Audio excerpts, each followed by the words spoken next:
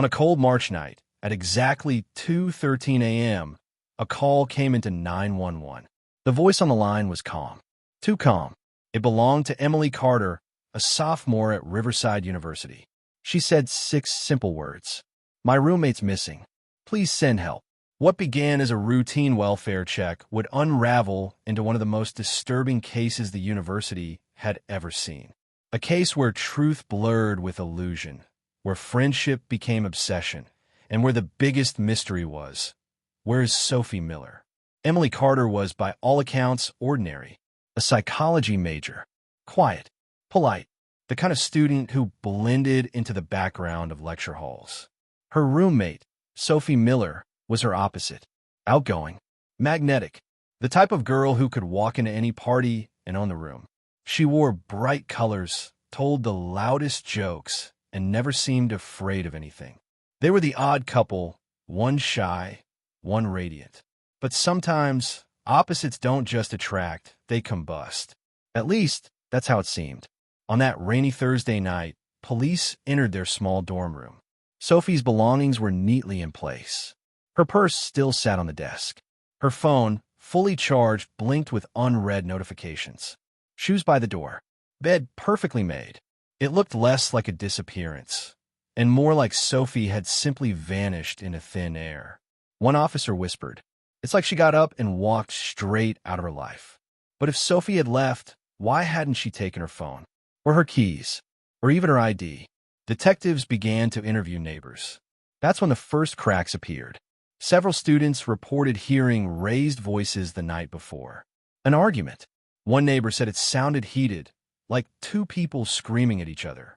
Another swore they heard something being thrown, a chair scraping violently across the floor. But Emily denied it. She told police Sophie had gone to meet a new boyfriend. When asked his name, Emily hesitated. Her voice faltered. I don't remember. That was unusual. If Sophie was really seeing someone, her best friend, her roommate, should have known. The detectives exchanged looks. Something wasn't adding up. Police searched further.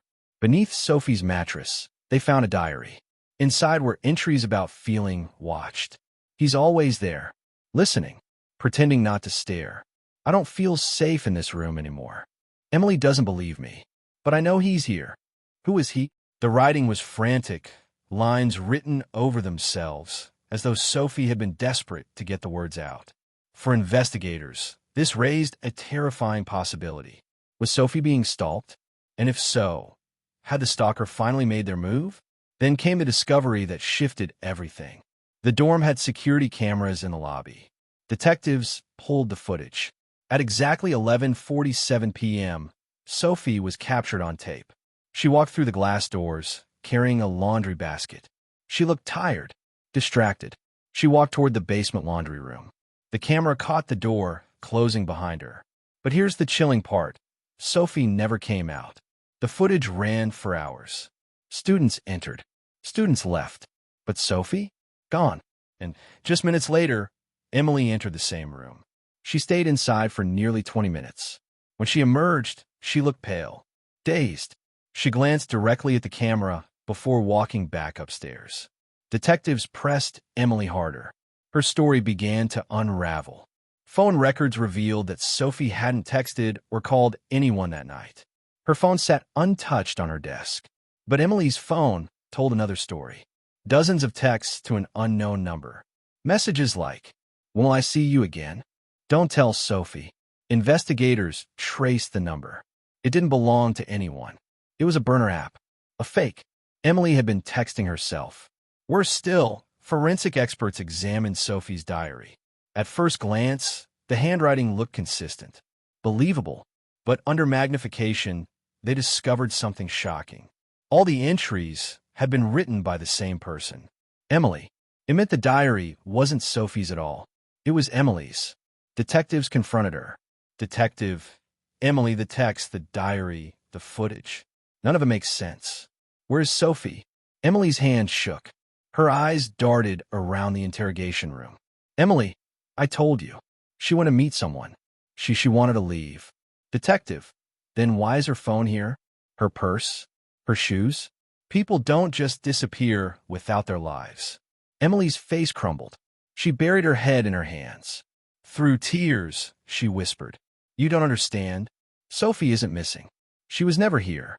The room fell silent. Detectives exchanged uneasy glances. "Detective, what do you mean, never here?" Emily explained. Sophie was a creation, a persona, a friend she'd imagined so vividly that she began living for her, speaking for her, even arguing with her. Neighbors who swore they heard fights? That was Emily screaming at herself. The diary entries?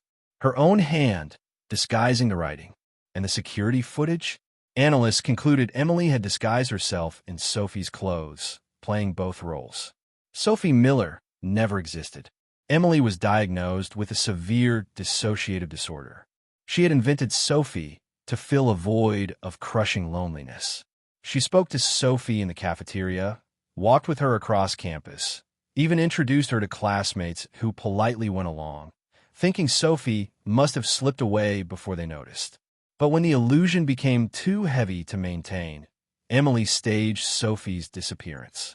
The case closed. Emily was placed under psychiatric care. But it didn't end there. Weeks later, while reviewing cold files, a detective stumbled across something unsettling. 2 years earlier, another Riverside student had disappeared. A sophomore. Same age. Same dorm. Her name? Sophie Miller. That case was never solved. Detectives began to wonder. Had Emily stumbled across the old file? Had her mind latched onto the name, resurrecting a girl who had truly vanished years before? Or was there something darker? Because some students whisper that late at night, long after Emily was taken away, they could still hear two voices in that dorm room. One quiet, one radiant. So the question remains, did Emily conjure Sophie entirely from imagination? Or did she resurrect the memory of a girl who had truly vanished years before?